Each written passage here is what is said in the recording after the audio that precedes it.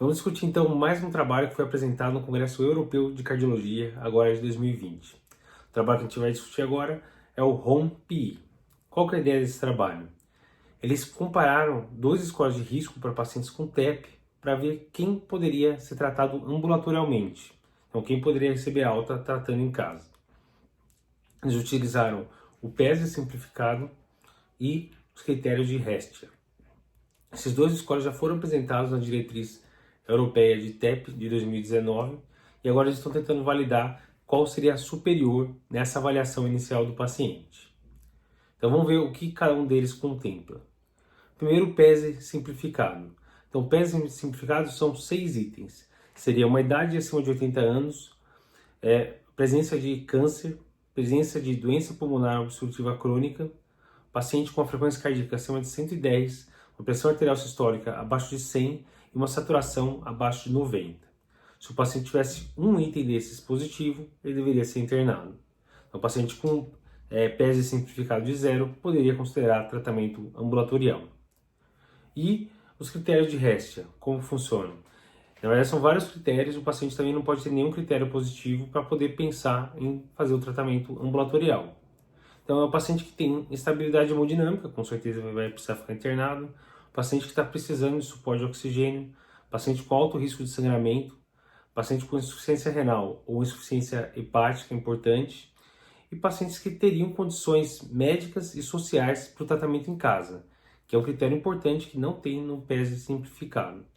Então, se tivesse qualquer um desses itens, o paciente precisaria ser internado.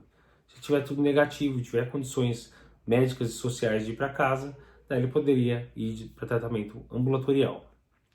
E qual foi o resultado, então, do HOME-PE? Então, primeiro, para avaliar se algum dos scores era superior ao outro, o teste de não inferioridade foi significativo. Os dois scores são semelhantes para avaliar o paciente que teria um baixo risco para ir para casa. Então, atingiu não inferioridade, o score de Hestia é semelhante sim ao score de PESI simplificado para isso.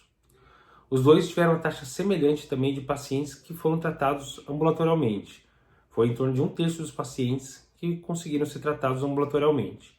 E a taxa de eventos, que era o endpoint primário, né? Então, quantos pacientes tiveram TEV recorrente, quantos pacientes tiveram sangramento grave ou morte, foi semelhante nos dois grupos, 3,5% e 3,8%.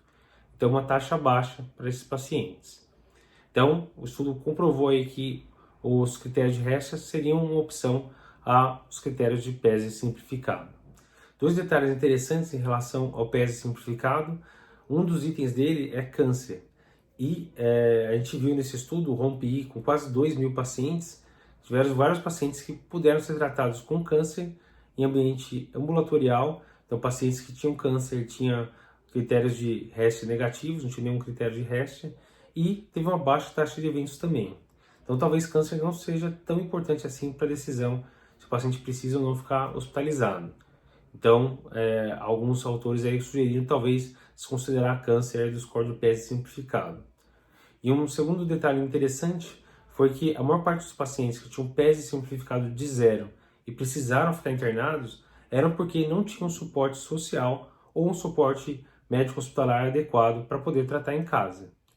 Então, para melhorar o score de PESI simplificado, se você vai utilizar o score de PESI simplificado, talvez não valesse a pena muito considerar o item câncer na decisão se vai internar ou não o paciente, e tem que lembrar sempre de avaliar essas condições sociais e médico-hospitalares, se o paciente tem suporte para procurar um serviço médico rápido, na hora de decidir se o paciente pode ser tratado ou não de forma ambulatorial. Mas, resultado do estudo, PESI simplificado foi não inferior aos critérios de Hestia. Então, teoricamente, a gente poderia utilizar qualquer uma das duas estratégias para nos ajudar a definir que paciente pode ser tratado ambulatorialmente com TEP.